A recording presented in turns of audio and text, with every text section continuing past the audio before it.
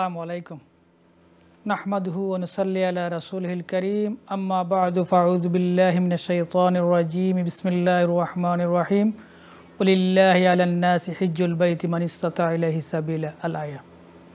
Ion টিভির সম্মানিত দর্শক শ্রোতা, আপনাদেরকে স্বাগত জানাচ্ছি আপনাদের প্রিয় অনুষ্ঠান আলোর পথে অনুষ্ঠানে। আলহামদুলিল্লাহ, আপনাদের সাথে আছি আমি মোহাম্মদ মুসলিউদ্দিন এবং আলোর পথে অনুষ্ঠানের আলোচক হিসাবে আছেন এই অনুষ্ঠানের নিয়মিত আলোচক মুফতি মাওলানা আশরাফুর রহমান সাহেব। আসসালামু আলাইকুম শেখ। ওয়ালাইকুম আসসালাম ওয়া রাহমাতুল্লাহ। জাযাকাল্লাহ খায়র, আশা করি ভালো আছেন। আলহামদুলিল্লাহ, বারাকাল্লাহ। জাযাকাল্লাহ খায়র।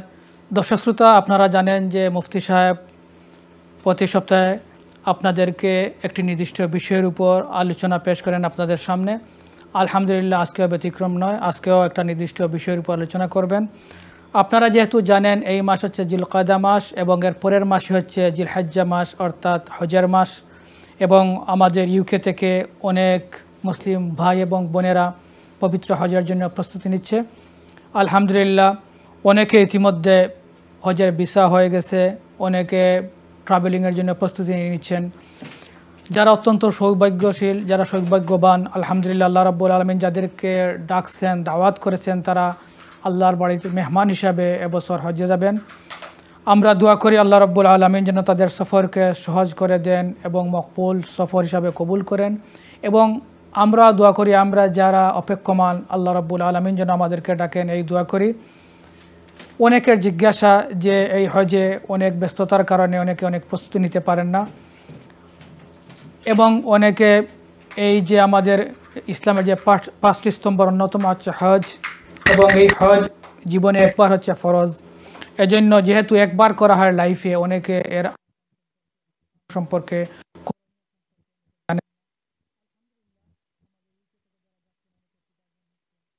তা সত্ত্বেও আমাদের টিভি পর্দার সামনে যারা আছেন, অনেক আছেন হাজি সাহেব যারা এই বছরই হজ করবেন ইনশাআল্লাহ। আমরা তাদের উদ্দেশ্যে হুজুরের কাছ থেকে আজকে পবিত্র হজের ফজিলত সম্পর্কে শুনবো। তার পাশাপাশি আমরা যারা ইউকে থেকে, ইউরোপ থেকে যারা যাওয়ার ইরাদা করতেছি, তাদের কি করণীয়, কিভাবে আমরা মানসিক প্রস্তুতি নিব, এবং কিভাবে আমরা ইবাদত করার জন্য বিভিন্ন স্থানে, এবং অনেকেই জীবনে একবারই হজ করেন, এজন্য অত্যন্ত গুরুত্বপূর্ণ ইবাদত, ইসলামের একটা মৌলিক বিধান। এজন্য আমাদেরকে এ বিষয়ে যথাযথ প্রস্তুতি নিয়ে যেতে হবে। আল্লাহ রাব্বুল আলামিন যেন আমাদেরকে এ বিষয়ে যথাযথ প্রস্তুতি নেওয়ার তৌফিক দান করেন এবং মকবুল হজ এবং জিয়ারা নসিব করেন। আমরা দোয়া করি আল্লাহর কাছে। এবং তার পাশাপাশি যেহেতু কারো 2 সপ্তাহ পরে ফ্লাইট, কারো 1 সপ্তাহ পরে ফ্লাইট, এর ভিতরে ইনশাআল্লাহ আমরা চেষ্টা করব আমরা যথাযথ প্রস্তুতি নিতে। তাই আমি দেরি না করে হুজুরের খেদমতে চলে যাচ্ছি।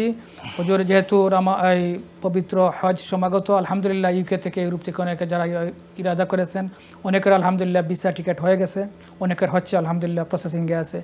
তে আমরা যদি হুজুরের কাছ থেকে তাহলে যদি এ বিষয়ে পবিত্র হজের ফজিলা সম্পর্কে কিছু শুনি এবং করণীয় এবং আমাদের প্রস্তুতি সম্পর্কে যদি কিছু শুনি ইনশাআল্লাহ। হ্যাঁ, ধন্যবাদ আপনাকে। আসসালামু আলাইকুম ওয়া রাহমাতুল্লাহ। আসসালাম। আলহামদুলিল্লাহি রাব্বিল আলামিন ওয়াল আকিবাতু লিল মুত্তাকিন ওয়া সাল্লাল্লাহু আলা সাইয়্যিদিনা ওয়া নাবিয়্যিনা ওয়া মাওলানা মুহাম্মাদিন ওয়া আলা আলিহি ওয়া আসহাবিহি ওয়া সাল্লামা তাসলিমান কাসীরান কাসীরা। আম্মা বা'দ। আয়ন টিভির আলোর পথে অনুষ্ঠানের শুরুতে মহান আল্লাহ রাব্বুল আলামিনের শাহী দরবারে অসংখ্য গণিত শুকর আদায় করছি যে আল্লাহ রাব্বুল আলামিন আমাদেরকে আয়ন টিভির নিয়মিত আয়োজন আলোর পথে অনুষ্ঠানে আসার সুযোগ দান করেছেন, তৌফিক দান করেছেন। আমরা মুবারকবাদ জানাচ্ছি আয়ন টিভির আলোর পথে অনুষ্ঠানের দূরের কাছের সম্মানিত দর্শকদেরকে মুবারকবাদ জানাচ্ছি, টিভি কর্তৃপক্ষকে, কলাকৌশলী সকলকে মুবারকবাদ জানাচ্ছি। এই অনুষ্ঠানের সম্মানিত উপস্থাপক হজরত মাওলানা মুসলিহুদ্দিন সাহেবকে। সুপ্রিয় দর্শক, আমরা আজকে যে বিষয় আলোচনার জন্য আমাকে বলা হয়েছে হজ্জের ফজিলত এবং প্রস্তুতি। আলহামদুলিল্লাহ, আল্লাহ রাব্বুল আলামিন আমাদেরকে সম্মানিত মাসের অন্যতম মাস জিলকাদ মাসে পৌঁছে দিয়েছেন, যে মাসটি হজ্জের মাসের অন্তর্ভুক্ত, আশুরে হুরুমের অন্তর্ভুক্ত। আল্লাহ রাব্বুল আলামিন আমাদেরকে এই সম্মানিত মাস দান করেছেন। আল্লাহ রাব্বুল আলামিন আমাদের সবাইকে এই মাসে যে সমস্ত খয়র ও বরকত দান করবেন, সেই খয়র ও বরকতের অংশ যেন আমাদেরকে নসিব করেন, আমিন। সুপ্রিয় দর্শক, এবছর যারা হজে যাচ্ছেন, হজে যাওয়ার প্রস্তুতি নিচ্ছেন, অনেক দিকের প্রস্তুতি আপনাদের সম্পন্ন। বিশেষভাবে ইউকে থেকে যারা সরাসরি যাবেন, তাদের বিভিন্ন বিষয় প্রিপারেশন সেটি শেষ হয়ে গিয়েছে। সিলেক্ট হওয়ার বিষয় যেটি ছিল, অন্যান্য কাজ সামনে রয়েছে এবং অনেক মানুষ এই দেশ থেকে বাংলাদেশ যাবেন। বাংলাদেশ হয়ে আমরা বাংলা ভাষাভাষী যারা, বাংলাদেশি যারা, তারা বাংলাদেশ থেকে হজে যাবেন। অন্যান্য দেশের মানুষরাও এই বর্তমান এই সময়ে যারা হজে যেতে চাচ্ছেন, এই অনলাইন সিস্টেমে যাদের পক্ষে এবং এই দেশ থেকে যাওয়া সম্ভব হচ্ছেন না, তারা তাদের নিজের দেশ থেকে যাওয়ার চেষ্টা করছেন। আমরা সবার জন্য দোয়া করি আল্লাহ রাব্বুল আলামিন এবছর যাদেরকে দাওয়াত করেছেন, যারা যাওয়ার ইচ্ছা করেছেন, তাদেরকে আল্লাহ রাব্বুল আলামিন যেন যাওয়ার পথকে সহজ করে দেন, সুগম করে দেন এবং সমস্ত অসুবিধা যেন তাদের কাছ থেকে আল্লাহ রাব্বুল আলামিন দূর করে দেন। সুপ্রিয় দর্শক, হজ অত্যন্ত গুরুত্বপূর্ণ ইবাদত। ইসলামের পঞ্চস্তম্ভের মধ্যে অন্যতম স্তম্ভ হচ্ছে হজ। আল্লাহ রাব্বুল আলামিন আমাদের উপর যে ইবাদতগুলো ফরজ করেছেন, সেই ইবাদতগুলোর তিনটি পর্যায়ে আমরা দেখতে পাই। স্বাভাবিকভাবে এক ইবাদত আল্লাহ রাব্বুল আলামিন আমাদের উপর ফরজ করেছেন, আমরা রেগুলার বেস প্রতিদিন আমরা সেটা আদায় করব, সেটা হচ্ছে নামাজ, যা 5 ওয়াক্ত প্রতিদিন আমরা আদায় করতে হয়।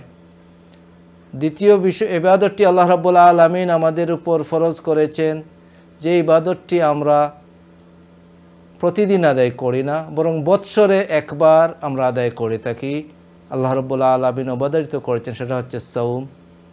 আরেক ইবাদত আল্লাহ রাব্বুল আলামিন আমাদের উপর ফরজ করেছেন বৎসরে একবার। বৎসরে একবার সেই ইবাদতটি হচ্ছে যাকাত। যাদের কাছে প্রয়োজনীয় সম্পদ থাকবে, বৎসরান্তে যাকাত তার আদায় করতে হবে। এই তিনটি প্রকার। আরেকটি প্রকার হচ্ছে যে আল্লাহ রাব্বুল আলামিন আমাদের উপর ফরজ করেছেন জীবনে একবার। যদি সেই ফরজ আমাদের উপর হওয়ার যে সমস্ত শর্ত রয়েছে, সেই শর্তগুলো যদি পাওয়া যায়, যে কোনো একজন মুমিন মুসলমান যার সেই পরিমাণ ক্ষমতা হয়ে যাবে, জীবনে তার জন্য একবার হজ করা ফরজ। তাই আমরা এখান থেকে বুঝতে পারলাম যে হজ এমন একটি গুরুত্বপূর্ণ ইবাদত যা সবার জন্য আদায় করা ফরজ নয়, সেটা কিছু বিশেষ মানুষের জন্য আদায় করা ফরজ। সেই বিশেষত্বটা কি?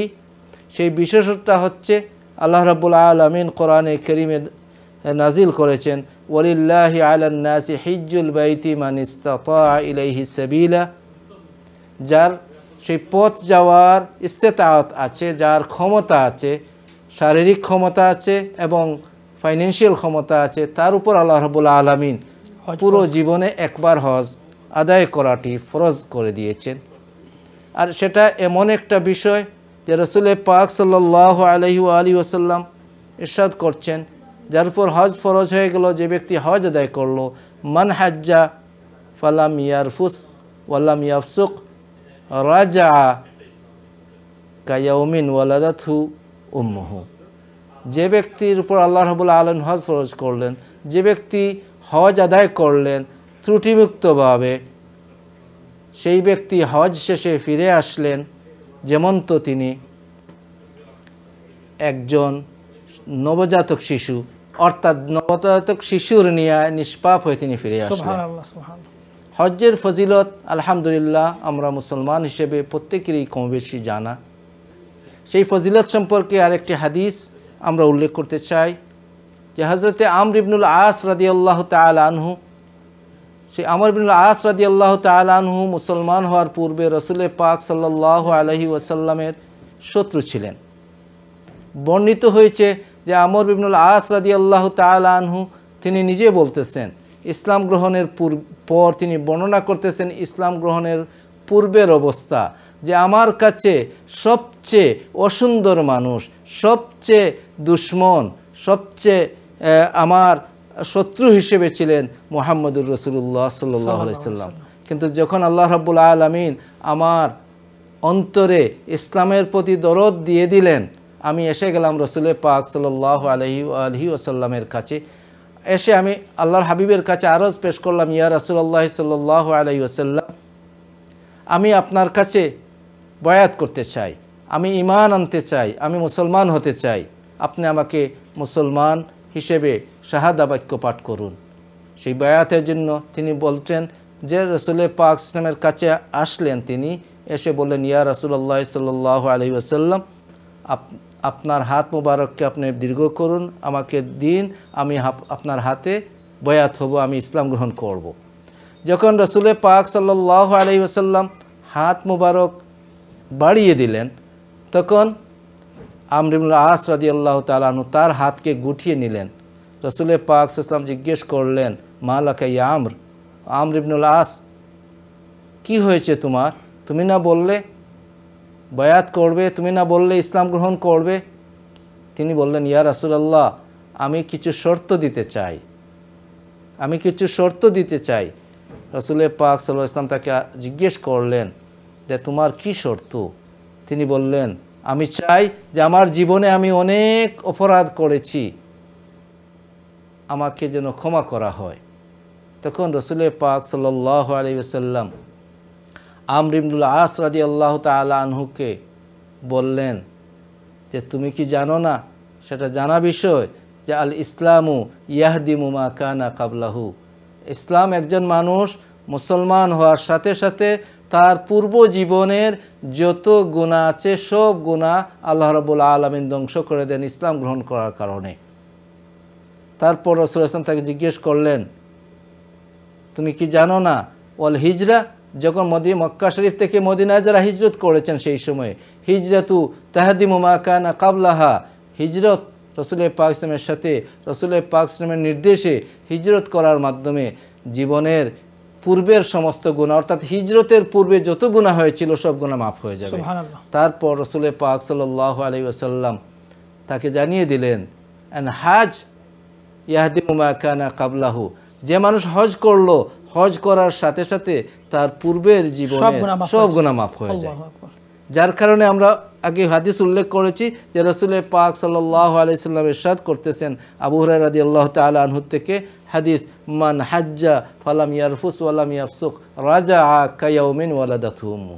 তাই সুপ্রিয় দর্শক, বিশেষভাবে যারা হজ্জে যাওয়ার জন্য প্রস্তুতি নিচ্ছেন, এবছর যারা হজ্জে যাচ্ছেন, আপনাদের জন্য এই বিষয়টি অত্যন্ত খুশির বিষয় যে আপনারা হজ যখন সম্পন্ন করবেন, যে রাসূল পাক সাল্লাল্লাহু আলাইহি ওয়াসাল্লাম বলছেন, মান হাজ্জা ফালাম ইয়ারফুস, যে হজের মধ্যে কোনো ত্রুটি বিচ্যুত হলো না, গুনার কাজ করা হলো না, ওয়ালাম ইয়াফসুক রাজা, তখন আপনারা যখন ফিরে আসবেন আপনারা নিষ্পাপ হয়ে ফিরে আসবেন। সুবহানাল্লাহ। মুফতি সাহেব, অত্যন্ত গুরুত্বপূর্ণ আলোচনা শুনছিলাম।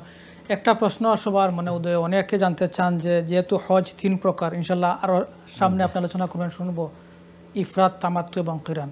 এখন আমাদের ইউকে প্রবাসী অনেক যান হজে, ওনারা কোনটা করলে ভালো হয়? তামাত্তু করবেন না ইফরাদ না কিরান করবেন? এবং এ বিষয়ে যদি একটু আলোচনা, অনেকে হয়তো এখনও ডিসিশন নিতে চান, অনেকে হয়তো ফ্লাইট চলে আসতেছে আলহামদুলিল্লাহ নেক্সট উইকে, এবং অনেকে আলহামদুলিল্লাহ এই বছর এবং গত বছর কিছু সংখ্যক, এই বছর তো আলহামদুলিল্লাহ আমরা শুনতেছি অনেক লোক বাংলাদেশ থেকে হজে যাচ্ছেন। তখন তারা কিন্তু আগামীকাল ইভেন এই দিস উইকে অনেকে বাংলাদেশ গিয়ে যাবেন। তো অনেকের প্রশ্ন যে বাংলাদেশ থেকে আইদার অথবা ইউকে থেকে যান না কেন, ওনারা কোনটা করলে ভালো হয় এবং ওগুলোর মধ্যে পার্থক্য কি, যে ইফরাদ করবেন না কিরান করবেন না তামাত্তু করবেন? ধন্যবাদ, অত্যন্ত গুরুত্বপূর্ণ বিষয়। এই বিষয়টি হাজী সাহেব যারা হজ করবেন তার জন্য জানা অত্যন্ত প্রয়োজন। হাজ স্বাভাবিকভাবে হাজ বলতে হাজই বোঝায়, অর্থাৎ শুধুমাত্র হজ করা, কিন্তু এই হজটি আদায় করার 3টি পদ্ধতি রয়েছে, যে পদ্ধতিগুলো হুজুর উল্লেখ করেছেন, যে একটি পদ্ধতি হচ্ছে ইফরাদ, একটি পদ্ধতি হচ্ছে কিরান, একটি পদ্ধতি তামাত্তু। এই কোন পদ্ধতিটি উত্তম সেই ব্যাপারে পূর্বযুগের উলামায়ে কেরামের অপিনিয়ন হচ্ছে হাম্বলি মাযহাবে ইফরাদ হচ্ছে সর্বোত্তম হজ, অনলি হজ করা। শুধুমাত্র হজ্জের ইহরাম করে আপনার মিকাত থেকে রওনা দিলেন, মক্কা মুকাররমায় গেলেন এবং সেখানে গিয়ে প্রথমত হজ তোয়াফে কুদুম করলেন, সাই করলেন এবং ইহরামের সাথে থাকলেন। 8 তারিখে আপনাকে মিনায় নেওয়া হবে, এভাবে আপনি হজ সম্পন্ন করেন। এটা হচ্ছে হজ্জে ইফরাদ। মুফতি সাহেব আবার আসবো, আমরা একজন কলারকে নিয়ে নেই ইনশাআল্লাহ। হ্যালো কলার। হ্যালো, আসসালামু আলাইকুম মুসলে ভাই, ভালো আছো? আমি শফিকুল। ওয়ালাইকুম সালাম ওয়া রাহমাতুল্লাহ। ভালো আছেন? অনেকদিন পর। ভালো আছেন আপনি আজি সাহেব? জি, আপনার পুরানা দোস্ত ভাই, আপনার পুরানা রাজ্যের দোস্ত আমরা। জি আলহামদুলিল্লাহ। আমার স্যারের কাছে 2টা প্রশ্ন। জি। আমরা নবীজি জেনে সবে মেরাজ থেকে আইসলে আসমান দেশ দেখিয়া আমি তো দিতে হইছে একলা, যে আমরা বিশ্বাস করি, আমরা সকলেও বিশ্বাস করি। এটা আমার কত হইলো, অনেক যদি 2জন খ্রিস্টানে তারা মৃত্যুর আগে বেশ দেখে আইও ঈসা নবীর লগে, এটা কইতো না দুনিয়ার মানুষে। জি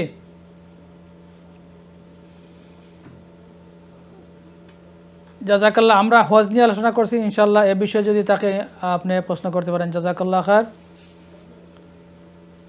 জি মুফতি সাহেব। জি ধন্যবাদ। শফিকুল হক বার্নলি থেকে, তিনি আমাদের নিয়মিত দর্শক। জি জি ধন্যবাদ আপনাকে। সুপ্রিয় দর্শক, আমরা আলোচনা করছিলাম যে হজের কোন পদ্ধতিতে হুজুর বলছিলেন ইফরাদটা হচ্ছে শুধুমাত্র হজের নিয়ত করে হজটা করা, উমরা না করা, মানে একই নিয়তে শুধুটা হজ করা, এটা হচ্ছে ইফরাদ। এটা হাম্বলি মাযহাবে উত্তম। আর এবং শাফি মাযহাবে হচ্ছে তামাত্তু করা উত্তম। তামাত্তু করা উত্তম শাফি মাযহাবে। তামাত্তু হচ্ছে আপনার মিকাত থেকে আপনি ইহরাম করবেন শুধুমাত্র উমরার জন্য, উমরার জন্য ইহরাম করবেন এবং মক্কা মুকাররমায় যাওয়ার পরে আপনি উমরা আদায় করবেন। উমরা আদায় করে হালাল হয়ে যাবেন। যেহেতু বর্তমান সময়ে সাথে কারো সেই কোরবানির পশু নেওয়ার সুযোগ নেই, যাদের আছে তাদের কথা ভিন্ন, সেটা অন্য মাসালা, কিন্তু স্বাভাবিকভাবে কারো সাথে কোরবানির পশু নিয়ে যাওয়ার কোনো সুযোগ নাই। তাই সেই হিসেবে তামাত্তু যারা করবেন, ইহরাম করবেন মিকাত থেকে, যে দেশ থেকে যাবেন সেই দেশের যে মিকাত আছে সেই মিকাত থেকে শুধুমাত্র উমরার জন্য ইহরাম করবেন। মক্কা মুকাররমায় যাওয়ার পর উমরার কার্যাবলী শেষ করার পর আপনি সম্পূর্ণভাবে হালাল হয়ে যেতে পারবেন। হালাল হয়ে গেলেন, মক্কা মুকাররমায় অবস্থান করলেন। আর যখন হজ্জের সময় নিকটবর্তী হয়ে আসলো, তখন মক্কা মুকাররমা থেকে যে হোটেলে থাকবেন সেই হোটেল থেকেই আপনি হজ্জের জন্য ইহরাম করে নেবেন। সেই হজ্জের জন্য ইহরাম করে আপনি হজ্জের কাজ শুরু করবেন মক্কা মুকাররমা থেকে। অর্থাৎ প্রথমত উমরার উদ্দেশ্যে যাওয়া, উমরা শেষ করার পর মক্কা শরীফে অবস্থান করে হজ আদায় করা, সেটাকে বলা হয় তামাত্তু। সেটা উত্তম শাফি মাযহাবে। হানাফি মাযহাবে উত্তম হচ্ছে কিরান। কিরান হচ্ছে যে মিকাত থেকে একই ইহরাম, অর্থাৎ একই সাথে হজ এবং উমরার ইহরাম করবেন। এই সফরটা হবে আপনার হজ এবং উমরার সফর, দুইটির সফর একই সাথে ইহরাম করা। আর মক্কা মুকাররমায় যাওয়ার পর প্রথমত উমরা করবেন, তারপর যখন হজের সময় আসবে আপনি হজ করবেন। মাঝখানে কিন্তু হালাল হবেন না, মাঝখানে হালাল হবেন না। মুফতি সাহেব ইনশাআল্লাহ আসবো, একজন কলারকে নিয়ে নেই। কলার, আসসালামু আলাইকুম। হ্যালো মুসলে ভাই, আমি একজনের উমরা করছিলাম, বুঝছো নি? জি। জনে আমাদের জেনে বিচেনো গড় আছে নানি, ফুটপাত আছে নানি, আমরা গড়ের বাইরে থাকে ফুটপাত। আমার রুমও যে রুম আছে ও রুমের নিচে গর্ত, যার উমরা করছিলাম তার অবস্থান ও গর্তর মধ্যে আননোন কোয়ান্টিটি। জি, মনে হয় লাইনটা কেটে গেছে। ইনশাল্লাহ আমরা আরো শুনবো। হাজী সাহেব দেখতে থাকেন, ইনশাল্লাহ আমরা হজ এবং উমরা নিয়ে আলোচনা করতেছি। ইনশাল্লাহ আশা করি আপনি শুনলে আপনার উত্তর পেয়ে যাবেন। জি মুফতি সাহেব, আপনি বলছিলেন যে কিরান হজ হচ্ছে যে একই ইহরামে হজ এবং উমরা করা, মাঝখানে হালাল না হওয়া। আর তামাত্তু হচ্ছে মাঝখানে হালাল হওয়া। আর ইফরাদ হচ্ছে শুধুমাত্র হজ করা এবং হালাল হওয়া। তো আমাদের কি কোনো পরামর্শ আছে আমাদের যারা হজে যাচ্ছেন এখান থেকে অথবা বাংলাদেশ থেকে যারা যাবেন, অনেকে তো চলে যাচ্ছেন বাংলাদেশে, তখন এই বিষয়টি হচ্ছে উত্তমতার বিষয়। যে কোনো পদ্ধতি হাজি সাহেব যিনি হজ করবেন তিনি সেটা গ্রহণ করতে পারবেন তার হজ করলে, অথবা অন্য কারো পক্ষ থেকে নফল হজ করলে। এই বিষয়টি তিনি যে কোনো একটি চয়েস করতে পারবেন। তাই এই ব্যাপারে অনেক সময় উত্তম কোনো ব্যক্তি বেশে কখনো কখনো কেরান করা উত্তম হবে, কখনো কখনো তামাত্তু করা তার জন্য উত্তম হবে। এজন্য যে অনেকের জন্য এই দীর্ঘ এহরাম করা যাদের পক্ষে সম্ভব হবে না, যেহেতু কেরান হজ যারা করবেন তারা যেদিন এহরাম করবেন এই থেকে 10 তারিখ কঙ্কর নিক্ষেপের পর কোরবানি দেওয়ার পর তিনি হালাল হতে পারবেন। এর আগ পর্যন্ত এই এহরামের অবস্থায় থাকতে হবে। তেমনিভাবে যিনি ইফরাদ করবেন তিনি 10 তারিখ পর্যন্ত এহরাম রাখতে হবে, এবং 10 তারিখ যখন জামারাতে কঙ্কর নিক্ষেপ করা হবে, কঙ্কর নিক্ষেপ করার পর তিনি হালাল হতে পারবেন। কুরবানি করার পর ইফরাদকারীর জন্য কোরবানি ওয়াজিব নয়, সেটা সুন্নাত। কিন্তু যিনি কিরান আদায় করবেন, অর্থাৎ কিরান আদায়কারী এবং ইফরাদ আদায়কারী উভয়ে তারা হালাল হতে পারবেন না 10 তারিখের আগ পর্যন্ত। অর্থাৎ হজের কাজ সম্পন্ন করা 10 তারিখের কঙ্কর নিক্ষেপ করার আগ পর্যন্ত তারা হালাল হতে পারবেন না। আর 10 তারিখের কঙ্কর নিক্ষেপ করার পর কিরানকারী তিনি হালাল হতে পারবেন না, হালাল হবেন না। তিনি অপেক্ষা করবেন তার কোরবানি আদায় হওয়া। তিনি কোরবানি দেওয়া তার উপর ওয়াজিব হবে, কোরবানি আদায় হওয়ার পর তিনি হালাল হবেন। আর ইফরাদকারী তিনি কোরবানি আদায় না হওয়ার আগেও তিনি হালাল হয়ে যেতে পারবেন, যেহেতু তার কোরবানি সেটা ওয়াজিব নয়, সুন্নাত।